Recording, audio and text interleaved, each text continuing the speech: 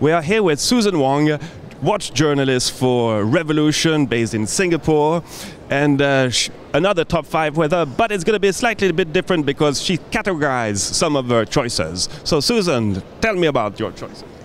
Well, first of all, thanks for the opportunity to come and speak with you and give my top 5. I think it's really cool. And really enjoying the Basel, by the way.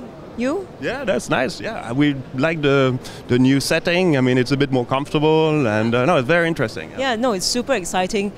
Unfortunately, you don't get very much sleep every night, but that's just, that's just normal, right? Exactly, that's part of the thing. We knew that before coming. Exactly. Yeah. Except for last night, when I only slept for 2 hours, because I have some great friends who say things to me like, Suzanne, just come up for one drink. A sentence which, by the way, has never been true, not once in the entire history of mankind. Yeah. So, you know, Jalil, if you're watching this, thanks, bro. So let's start with top design. I've gone with the Rolex Day Date with the colored dial. The one in green is exquisite. The cognac dial comes a close second, but I got to go with the green dial. It comes in yellow gold, which I'm really feeling yellow gold at the moment. I think it's going to come back big time. And I think if you look at some of the collections around the Baselworld this year, I think you'll see this coming more and more into evidence. And yeah, it's glad to see it making a comeback, because pink gold is very pretty, but at the end of the day, it's an alloy, and the true gold is yellow gold, right? Another one I was considering is actually the Patek Philippe, the Calatrava, the 5227.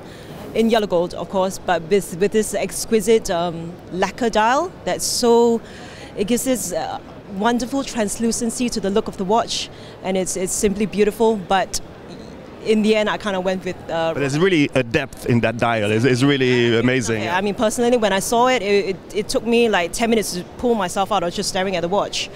But yeah, I got to go with the Day Date because I love green. Top women's watch, I have to say, would be the Breguet. The Queen of Naples, there's no question about this, yeah? It's the Queen of Naples, reference 8998, the Tourbillon Day-Night. And last year, Breguet, they were marvelous enough to bring me to Capri to launch the anniversary Queen of Naples. And when we did a press conference with Mr. Mark Hayek, he used the term feminine complication quite a lot. And I said to Mr. Hayek, I was like, how do you define this term, feminine complication? Because you use that a lot. And he said to me, next year you will see. So to me, this is by far the best women's watch of Baselworld 2013, because I mean, seriously, the balance wheel that's shaped like a sun, and the moon, the moon on the rotating, the orbital carousel for the tourbillon. Best sports watch. This was a tough one, and I think you'll agree with me. It's gonna have to be a tie between the Tudor Fast Rider Black Shield, because. In the last couple of years, me and my boss Weiko of Revolution, the founder of Revolution, we've been feeling like we make a stand against people who take their Rolexes or whatever watches you have, and you know, break the warranty and cover them in black PVD or whatever.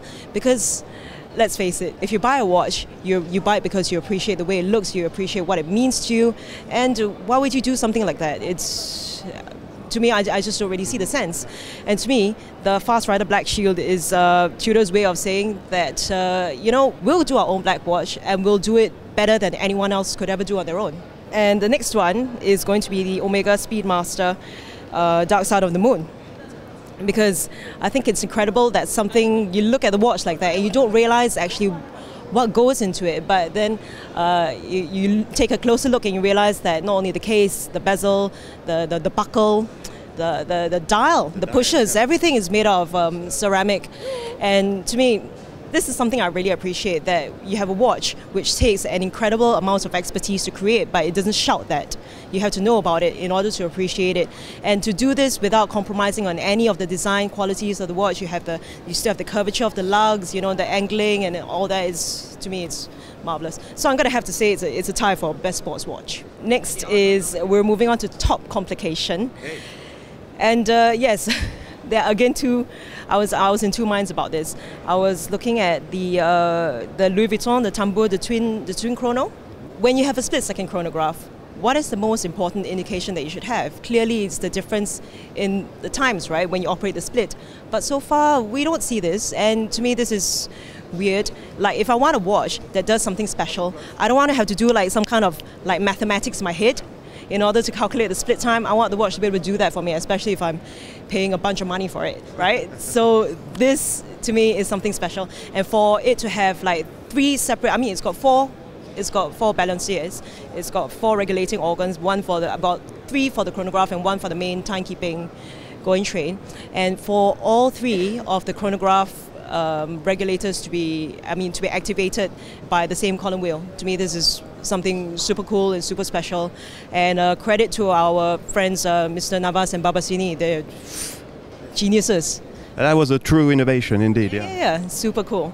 But as cool as it is, something that I found really cool and also meaningful was the Blancpain Le Brassus tourbillon carousel. Because this is something that people always talk about when they discuss the brand Blancpain, right? Do you go with the 1 minute tourbillon? Do you go with the 1 minute carousel? Now it's no longer a contest, it's a marriage. And to me, this is essentially what all brands, what all companies in this industry should be working towards, a distillation of what everything they've accomplished and all heading towards the same goal in a very coherent, wearable wristwatch. You know, to me, this is what watchmaking is. My last choice, I don't even know what to call it. So I've called it the top. I don't even know what, because it's hard to categorize it. And the 2 things I was considering for this is firstly the MB&F music machine, because, well, you know, it's not a watch. It doesn't tell the time, but I love music. I love mechanics, and for me, this unites the 2 in a truly spectacular way. And like, it only costs like what, 17 grand? So yeah, that was kind of a no-brainer for me. It's definitely one of the contenders, but the one I eventually went with is the Jacques Drouot, the Charming Bird, because, I mean, do I even need to explain this? It tweets by itself, yeah. Almost. Yes, so I want to explain my choices a bit more as well, that I kind of limited myself to watches that I've already seen like in person here in Basel. So as much as I love the spacecraft by our friend Manu, and you know, as much as I really appreciate the new pilot's watch in the new size, 40 millimeters, what a perfect size for the pilot's watch, right, from Zenith. I kind of saw them before, so I've kind of limited myself in that way. It's kind of cheating because I've kind of made things a bit easier for myself, but hey, it's my list, right? Exactly, yeah. So yeah, that's my list. Thank you so much, Marc-Andre, for giving me this chance. Great, well, thank you very much, Susan. I'm looking forward to seeing you for a new top 5 somewhere else.